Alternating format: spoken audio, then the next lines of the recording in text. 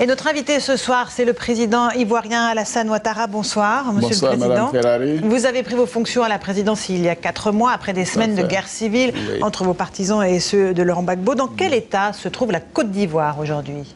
La Côte d'Ivoire va mieux. Les moments difficiles sont passés. Nous avons maintenant la paix.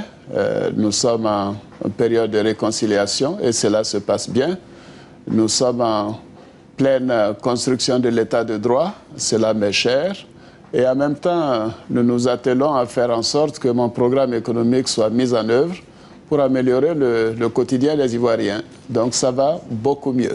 Concernant Laurent Gbagbo, où se trouve-t-il détenu et qui et où devra-t-il être jugé? Oui, Laurent Gbagbo est actuellement donc en résidence à Korogo, dans de bonnes conditions. Il a été inculpé. Normalement, il devrait se trouver en prison. Mais pour le respect de la dignité et de la considération que nous avons pour un ancien chef d'État, il est en résidence, une résidence bien équipée.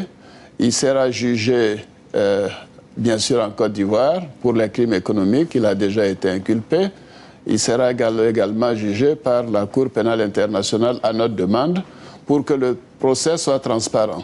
Est-ce que cela veut dire que les exactions qui ont lieu d'un côté et de l'autre, du côté de Gbagbo et de votre côté, eh bien, est-ce que vous allez souhaiter qu'elles soient jugées, même s'il s'agit de vos partisans? Ah oui, oui, mais vous savez, la loi sera la même pour tous.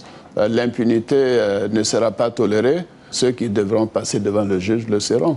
Nous ne ferons pas d'exception. Donc, les violations de droits, les crimes seront punis. On va parler des relations entre la France et la Côte d'Ivoire. Elles sont toujours très fortes. Est-ce que vous voyez un accroissement de la coopération économique entre nos deux pays? Oui, beaucoup. D'abord, la France nous a aidés à régler les salaires dès le départ de Laurent Gbagbo, un prêt important de 400 millions d'euros. Ensuite, nous avons été privilégiés d'avoir la visite du président français à l'occasion de mon investiture, quelque temps après la visite du Premier ministre français. Et les investisseurs reviennent, surtout français, et je crois que la situation s'améliore de jour en jour. De toute façon, les relations sont excellentes et je pense que si un renforcement était possible, ce serait renforcé davantage. Comment est-ce que vous allez consolider la relance économique de votre pays qui forcément accuse le coup après des mois de guerre civile? Oui, nous avons déjà, même avant la crise, pendant la campagne électorale, j'ai indiqué à mes compatriotes que je leur proposais un programme économique et financier d'à peu près 15 milliards d'euros. C'est ce programme que nous avons commencé à appliquer. Les financements viennent plus rapidement que nous avions espéré. Et par conséquent, tous les grands travaux commenceront, les constructions de ponts, les constructions de barrages hydroélectriques, les infrastructures donc reliant aux pays voisins, les chemins de fer.